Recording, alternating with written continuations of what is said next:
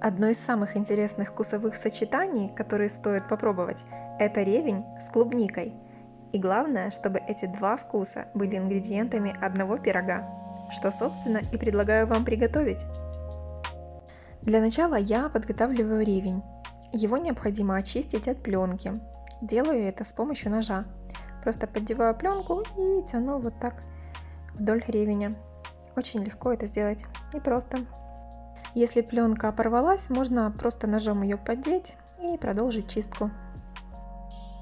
Ревень очистила, но это еще не все. Теперь необходимо разрезать каждый стебель вдоль и пополам. Также сразу подготавливаю клубнику, обрезаю хвостик и разрезаю ее на 3 части. Вы можете нарезать клубнику так, как вам нравится. Теперь подготавливаю муку, обязательно просеиваю ее с разрыхлителем. Я использую 2 вида муки, пшеничную и миндальную. Потом добавляю к муке измельченный кардамон и мускатный орех. В идеале этот пирог нужно готовить исключительно только с кардамоном, его пряности будет достаточно, но, к сожалению, у меня его оказалось мало, я смиксовала его с мускатным орехом. Далее необходимо взбить размягченное сливочное масло с сахаром. Я буду взбивать в стационарном миксере, но, конечно же, можно использовать ручной. Взбивать необходимо до пышности и посветления масла. После этого в несколько этапов добавляю яйца. Их я предварительно перемешала до однородности. Все ингредиенты должны быть комнатной температуры. Яйца взбивать необходимо около 2-3 минут. Для ручного миксера нужно чуть больше времени, где-то около 5 минут. Смотрите по консистенции. Главное, чтобы масса объединилась и стала однородной. Теперь добавляю слегка теплые сливки и взбиваю еще где-то минутки 2-3. Также в процессе добавляю ванильный экстракт. Если будете использовать ванильный сахар, добавьте его на начальном этапе и взбивайте вместе с маслом. После этого всыпаю в несколько этапов муку и перемешиваю все до однородности. Долго взбивать массу с мукой не нужно.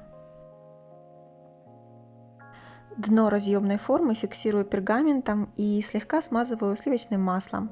Выкладываю тесто и распределяю его силиконовой лопаткой по форме. Я еще слегка постукиваю формой по столу, чтобы убрать излишки воздуха. И сверху выкладываю ревень. Делаю такие символические лучики солнышка. По кругу выкладываю.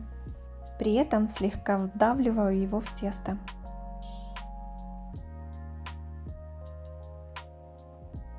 Потом выкладываю клубнику и тоже слегка вдавливаю ее в тесто. Какие-то кусочки просто ложу сверху, а какие-то придавливаю. Ревень достаточно кислое растение, и обязательно пирог нужно посыпать сверху сахаром. Ну а теперь отправляю пирог в духовку. В описании к этому видео расписала необходимый температурный режим. И вуаля, пирог готов! Теперь только осталось дождаться его полного остывания. Наконец-то пришло время пробовать. Пирог получается очень нежным, невероятно ароматным и очень сытным. Сочетание ревеня и клубники просто выигрышный тандем. Ну и по традиции, друзья, не забывайте про лайки, комментарии, колокольчики.